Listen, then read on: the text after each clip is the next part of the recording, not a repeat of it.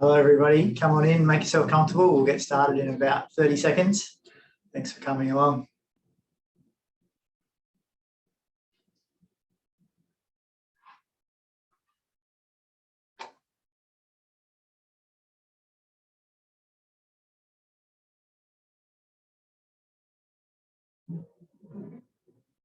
Hello everybody, come on in. We'll get started in about 10 seconds.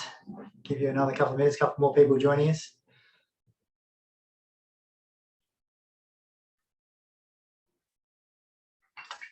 All right, we'll make a start. So welcome to today's webinar on downsizing your home. This is a big topic and one that's been coming up a lot more in recent times.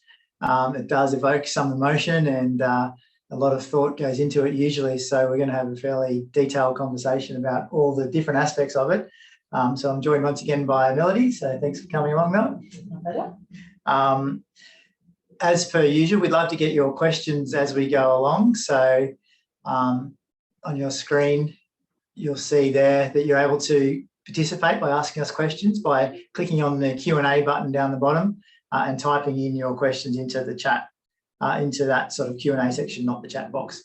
We'll try and answer questions as we go through or perhaps save them towards the end, but we'd love to get some involvement. And we're going to get you working straight away.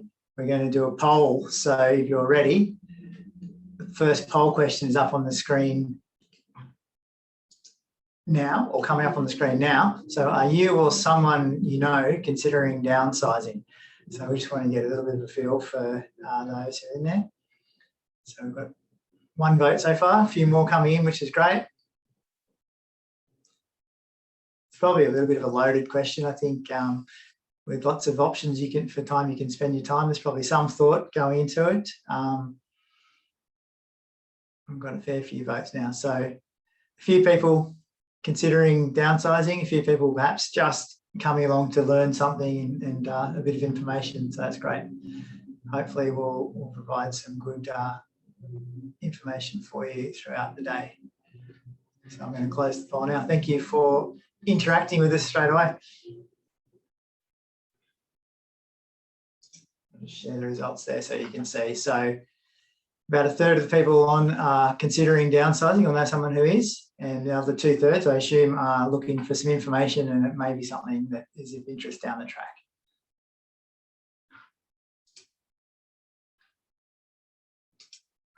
So moving on, the next slide is the general advice disclaimer. So for those of you who've attended the webinars before, even though a lot of you are clients of Evalesco and we know a lot about you, the information we're talking about today isn't taking into account your personal situation.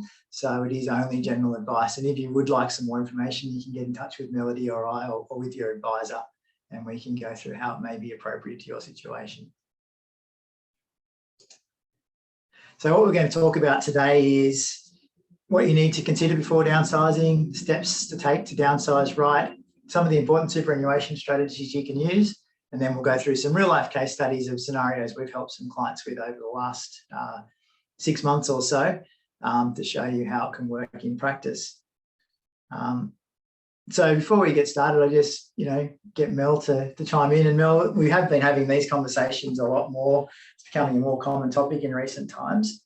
What sort of conversations have you been having with your clients, and why do you think it's sort of coming up more often?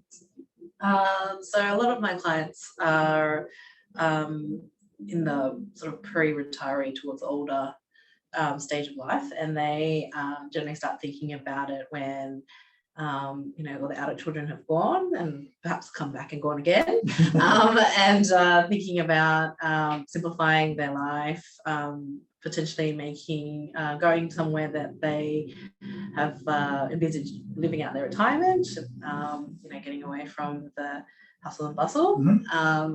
But also sometimes it's a trigger when, for health reasons, where it might get too much to manage a big property, but also rezoning, where things have changed from a council level, yeah, and they live on a large property that's now rezoned, and so developments building up in the area, and they might be forced to move because of public development, but also increase in rates and yeah. Yeah, so it's a combination of people doing it by choice and people doing it with a bit of a push, perhaps. That's right. Yeah, I think it's important also for everybody at home to just understand when we're talking about downsizing. We use the term downsizing because that's something that the government has sort of put a label on from a financial viewpoint. Some people call it right sizing, so moving into a place that's right for you. Sometimes it's not actually moving into a smaller place or a less expensive place, it's just moving to a different place. So what we're really talking about is, I guess, moving out of a long-term family home and into something new for the next phase of life, which happens at all different ages. But typically, as you said, it's the empty nester tends to be the trigger for some of these conversations. So I guess before you downsize, so what do you do, or what do you talk about to help people, and what are you focusing on when they're considering downsizing?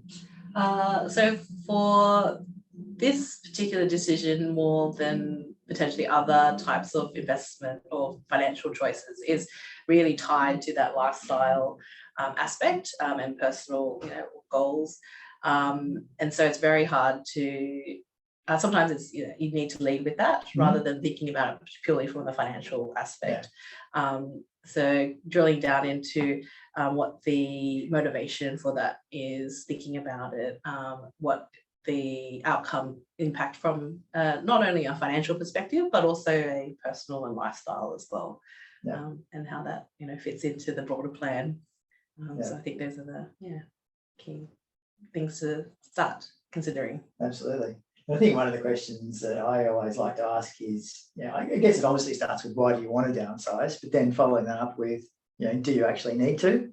So I think sometimes, with many things, there's a, tried and true path that everybody expects this is what you're supposed to do when you get to a certain stage of life. And when the kids move out, you're supposed to look at downsizing, or you're supposed to look at moving to the coast like my parents did, or, those types of things, but it isn't necessarily the case. There's no right or wrong, and it's very much an individual decision. One of the things that often is triggered, and one of the case studies we'll talk about, is people needing more support or more care, and that used to be a pretty common one where people would move straight out of their home into an aged care facility. But I think nowadays there's more options that are available to them as an interim step for in-home care. So maybe, could you talk a little bit about that? I know we've done a webinar on aged care and that sort of stuff in the past, so we can get into more detail there, but maybe talk a little bit about that. Yeah, certainly. And I think one of the things to note about the Downsizer contribution is that you don't necessarily have to purchase a new property when you've sold your home to access this contribution, and going into care is an example of that. But in the interim step, there's a lot of support now for people to stay at home, because they found the longer you can stay at home, the more likely you are to continue to be independent, be healthy. Once you go into care, it does tend to be a bit of a decline. So keeping people at home and giving them the extra support gives there's a lot more options around that now to facilitate that lifestyle, and give you a bit of an ease into aged care, I suppose.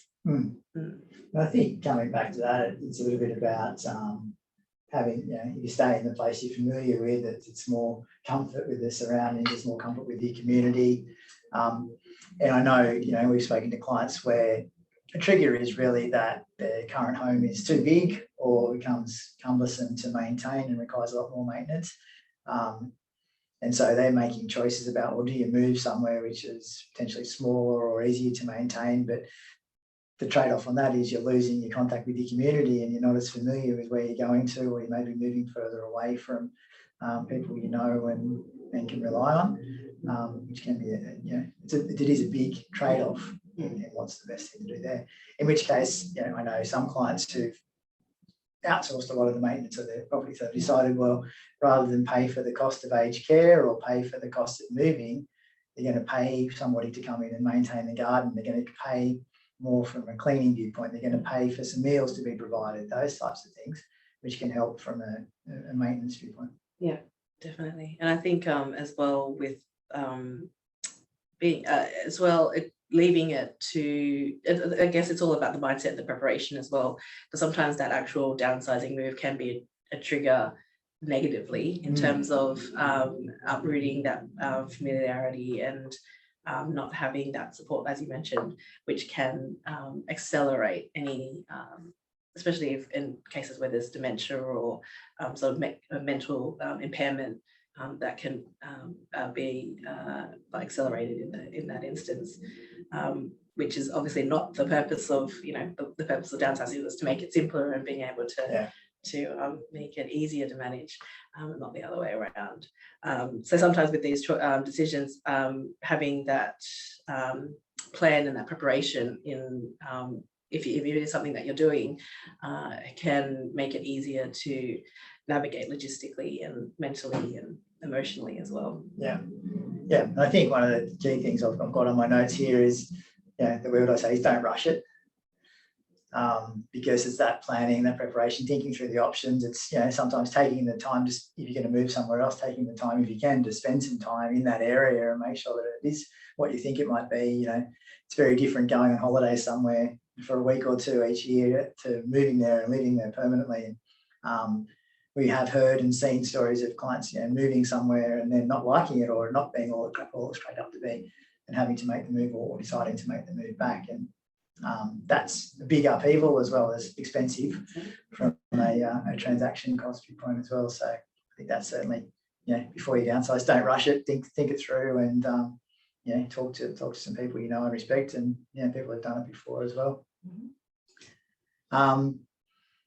So for those who are doing it right, one of the things we always talk about is what's important in the new place and where you're going to. So is there any key things that you would think it would be important to highlight in that regard? I think it's about, I suppose, finding what is it that is your non-negotiables and what is it that's nice to have, and really getting clear on those two aspects, and especially if you're partnered, jointly, because again, it is a big lifestyle change, and especially with to be eligible for the downsizing contribution, you need to have lived in your place for at least 10 years. You've got a big history and a big link to your existing home. So having to make that upheaval and that change, really think about what is it that you're very solid on with your priorities. I think it's also then building on that is it a lifestyle motivated, is it health motivated, is it financially motivated? Because some of our clients, obviously we talked to a lot of people about financial motivation, it is about, there's a lot of equity, there's a lot of wealth in their home, and potentially accessing some of that by downsizing and selling their home and moving into something which is less expensive. So, thinking through that can be a trade-off as well, because we've seen in the past, some people moving from a family home, knowing where they want to move to, but that may not necessarily be less expensive than where they're moving from. So if you're looking to move from a financially motivated point of view to all the lifestyle desires that you would like, is there a trade-off that needs to be made there? So it's, again, like you said, what are the negotiables and the trade-offs that you might need to make? Sometimes, unfortunately, you can't have everything, so it's about prioritising. And so that's, will you actually walk away with some extra money, and is that important? And what do you do with that is also an important consideration. What else? Anything else you think? Also, as it tends to be in the later stages of life, whether or not it is an interim move or a permanent move, in terms of, is it something where you can envisage living out the rest of your days, or is it something that's going to be a little bit more short to medium term, and having that factor in as well in the decision making. Will this be my last move, or absolutely, which is a different decision as well. So if you have any questions on any of that sort of thing, please do, as I said, post in the Q&A box. We'd love to answer them on the way through. So if we move on to the financial side of things, so there is a concept called Downsizer super contributions, which is why we've titled the subject Downsizer. So on the screen here, we've got a little bit about the eligibility to make a downsizer super contribution, which was something that was brought in about 3 years ago by the government to allow people who are over 65 to get more money into super. So can you run us through, Mel, the sort of, the detail around, what the downsizer contribution is and how it can work? Yep. So this contribution is separate to all other types of contributions you can make into super.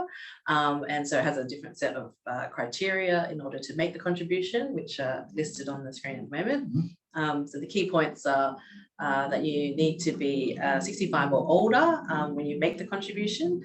There's no maximum age, but minimum age is 65. And I think, I think why that's important is because previously, if you're over 65, there was a lot more restrictions on your ability to get money into super, and it was really quite difficult and impossible in some stages. So if you're under 65, then there are ways you can get money into super anyway. So that's why if you're under 65 and you sell your home, doesn't mean you can't put some money into super. It just means if you are over 65, you didn't used to be able to, and now with the downside contribution rules, you can. So that's why the 65 is a trigger. Your contribution is limited to an amount that's equal to all or part of the proceeds of selling your home. So one of the things to note here is if you were to sell your home to someone, let's say a relative for a lower than market value, you would only have the amount that you actually received to contribute into super rather than what the market value of the home is. So that's a thing to note. And that's also capped as well. 300,000 per person. And so selling a home in Sydney, that's not typically going to be an issue if you sell it on the market, but there are some regional areas or like you said, off market sort of transactions where that can come into play. Key point is that either the home was either owned by you or your spouse for at least 10 years prior to the actual sale. And it has to have been, it has to have been a main resident at some point to get access to this. So that excludes investment properties or holiday homes or that sort of thing, or recently purchased. And that's where, as we were talking about before, if you're thinking about making a transitional step, then, or you have already made a transitional step, then maybe you need to look at other strategies, and the downsizer contribution may not be for you. There's also a time factor in terms of making the contribution, which is within 90 days of receiving the proceeds of the sale. So generally the date of settlement. And if there's anything that might delay that, you can apply to get an extension, but it has to be something outside of your control, basically. And that's something that we've come up against. We've seen scenarios where that 90 days tends to fly by because you've got so much else going on as well when you're moving house and settling into a new house that it can slip your mind. So that's where that preparation really comes into it. So you don't want to wait until you've sold your house to start thinking about making a downsizer contribution or what might go next. It's really about, well, when you start to think about it, start putting that plan in place, and then when you actually do execute it, you've got time, and that 90 days then is plenty of time. But if you're just starting the process on day one of 90, it can be a challenge. We have seen some clients who've pushed up against those limits and had a mad panic in the last few days to get things sorted out. And you also only have access to this once. So if you've made one contribution before under this contribution type, you won't be able to access it for a future home. So as we said, you can make it up to $300,000 each. And so that's if it's a couple, obviously, and you own the property jointly, then you can make that contribution. And that you do need to complete a specific form for this to contribute into super. So as with any contributions that go into super, you can't add it to an existing account-based pension. So we need to set up effectively it's a separate account that gets set up if you don't have an existing super. But then you can consolidate them, and we'll talk about that through the case studies. There's some scenarios we've done there as well. What else do you think needs to come into consideration financially speaking? the impact on Centrelink if you in receipt of an age pension, because essentially your home is a non-assessed asset, and so exempt from any calculations in determining your benefit. Once you sell it, and if you make that contribution into super, then it becomes that contribution becomes an assessed asset, which can reduce your, will likely reduce your Centrelink benefit from that point on. The trade-off is that you then get some income from that contribution that you made into super as well. So again, it's no one size fits all. Depending on your circumstances, there'll be benefits and downsides to that. Okay. Anything else from a financial viewpoint? Can't think off the top of my head, sorry. Okay.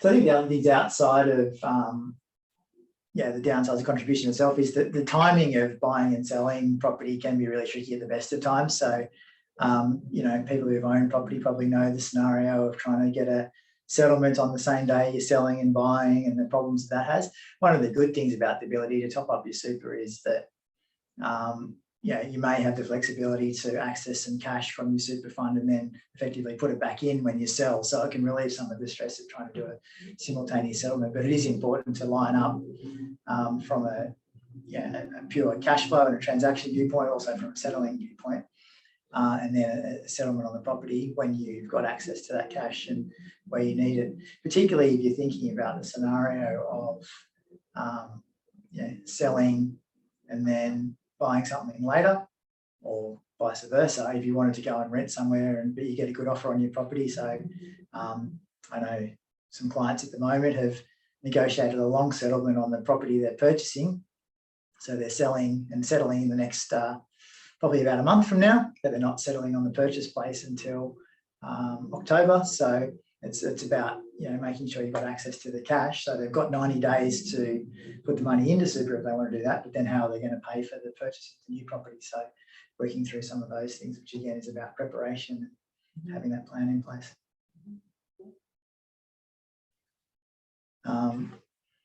So once again, if anyone has any questions about the technical, that's the sort of technical side of things.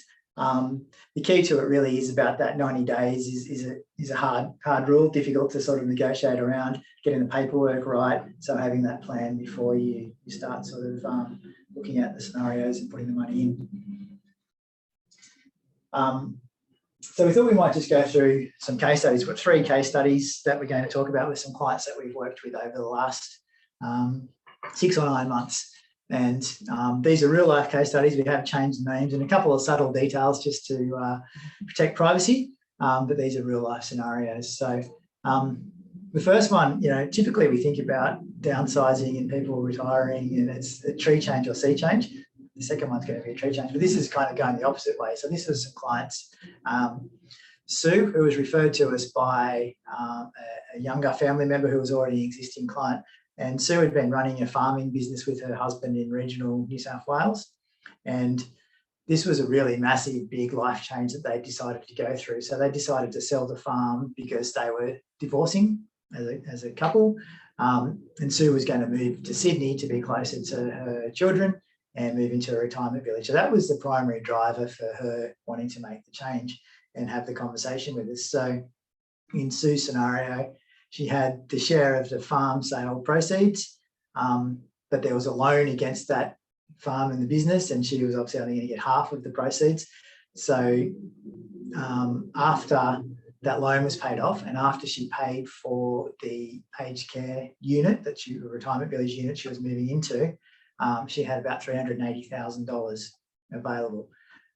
She had a little bit of other cash, but no other super or investments because, as with a lot of small businesses, hadn't been making super contributions and that sort of thing. So her goal was obviously to move down to Sydney, so she'd achieved that by paying for the unit, but then she needed to fund her living expenses, and that was $4,000 a month that she wanted to fund from the proceeds. So and any Centrelink that she might be eligible for obviously would come in on top of that as well, which was helpful.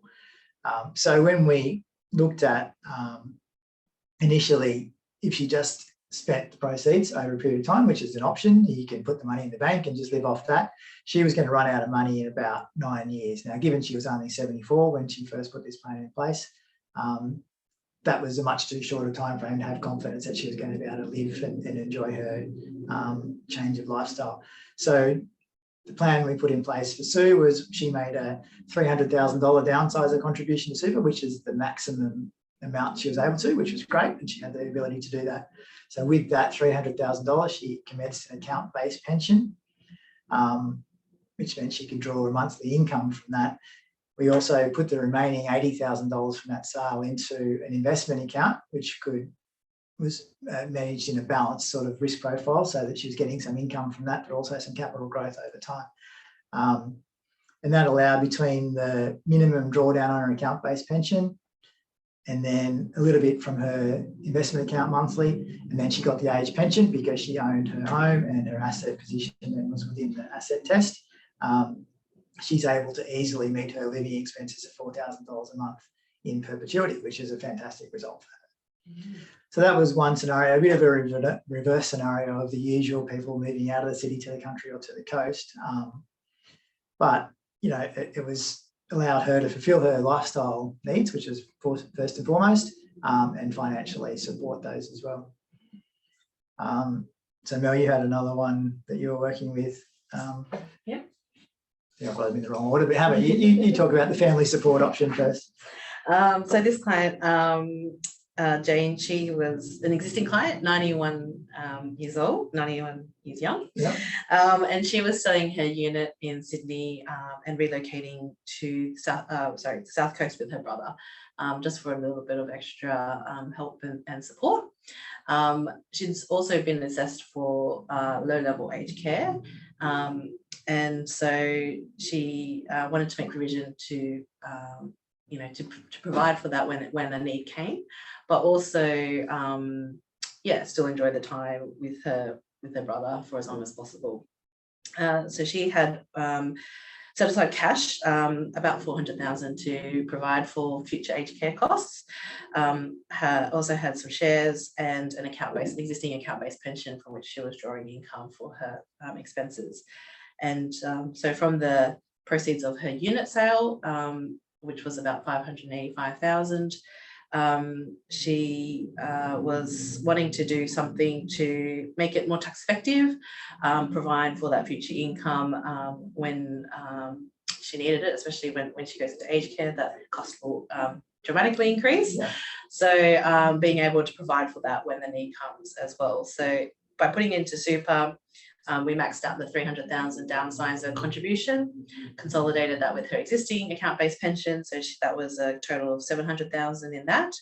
And then the remaining we invested as well, $285 into an investment account to, again, similar to your case study, provide that a little bit of income, a little bit of capital growth, and managed to maximize what was in a tax-free environment and make sure that we've got that income available for when those expenses increase with aged care. Yeah.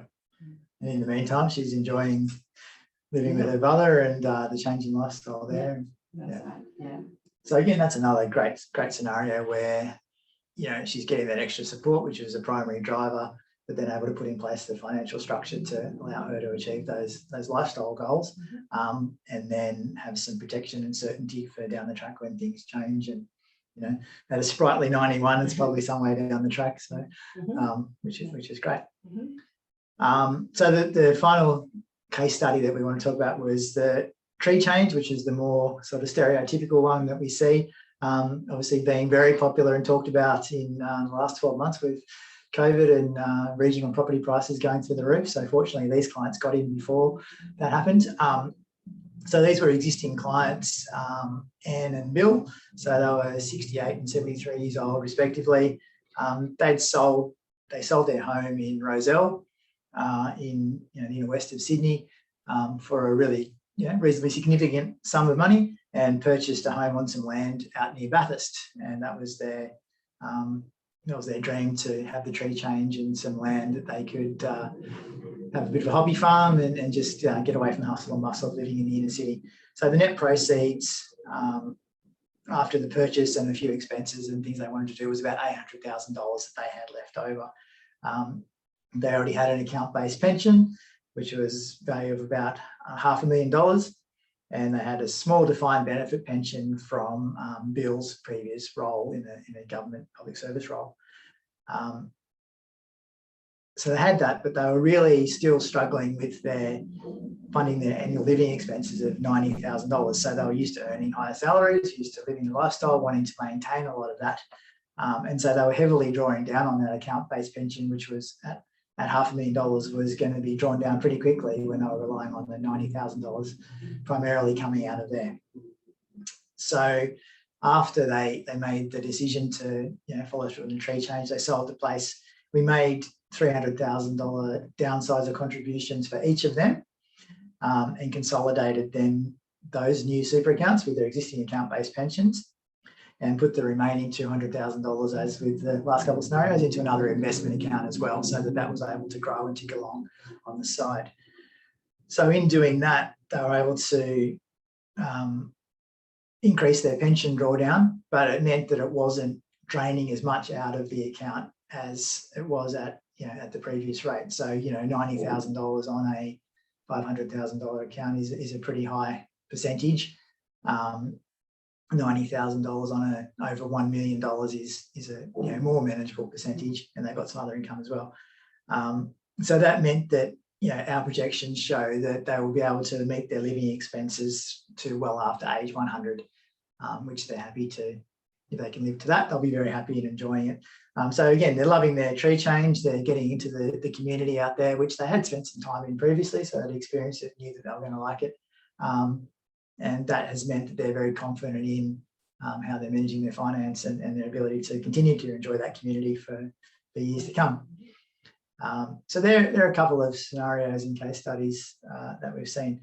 Is there any other topics or suggestions, Mel, that you've seen, or case studies you've thought about, or ways that we've been able to help clients in that regard? Well, I think it's a very similar, and I think it's about trying to maximise what we get inside super because of the tax benefits. And so for those who may not be familiar, just reiterating that once you convert it into that account-based pension, everything inside the super is income tax-free and capital gains tax-free, which has an enhanced, enhances the returns to you essentially, and maximises the longevity of that portfolio. So being able to put as much into that with this type of contribution really makes a difference in terms of how long that will last for a lot of our clients. Absolutely. Mm-hmm. So hopefully that's given you a bit of a taste of what we can do, and the different scenarios. I think it's always driven, as we try to sort of promote everything we do, is driven by what are your goals, what are the lifestyle options first and foremost, and you can see these three had very different needs or goals that they were hoping to achieve, and the I guess the financial structure was there to support that. So if there's any questions, fire them through now. Otherwise, we're going to do one last poll before we go, and then we'll probably wrap up. So any questions, please type them in. There we go. Great. Somebody's typed a question in there.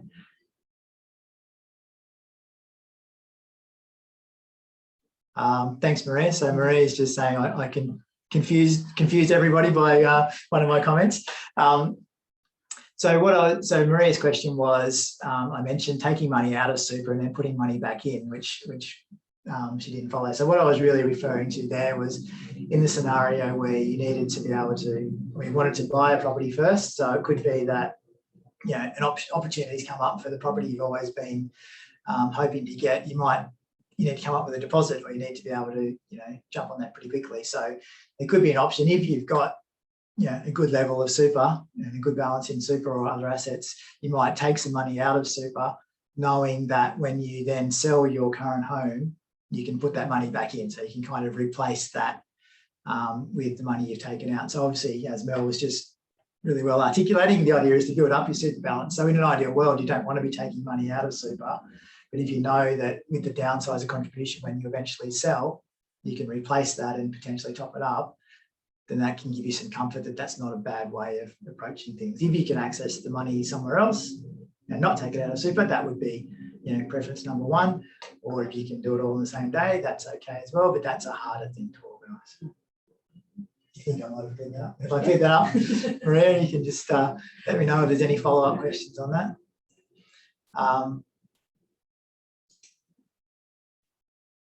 So I might just ask everybody to look at their screens, and we'll going to post another final poll. So launching the poll now. So after we've talked about a little bit, I said at the start that sometimes some of the drivers for this conversation are emotional drivers, their lifestyle needs, they're things that can trigger different feelings than just a pure financial decision that we know. So interested to know how people, when they think about downsizing, how does it make you feel? So it's good to see some confidence. Good to see no one's freaking out. That's great. We haven't totally scared anyone, so that's good. So most people are feeling reasonably confident. A few people a little bit nervous, and others are excited. That's great. So I'll end the polling there and share the results. So you can see confidence, that's good. 67% of the people are confident, which is great. So pleased to see that. So in wrapping up, no more questions. So just like to thank you all for your attention and for taking the time to participate in the polls and the couple of questions we got, which were great. Thank you, Mel, for sharing your insights as well. Anytime. And as I said at the start, if anyone has any questions or they would like to know more about how it might relate to your own circumstances, then please do get in touch with us or your advisor, and we'd be more than happy to help. In the meantime, have a great day and look forward to seeing you next time.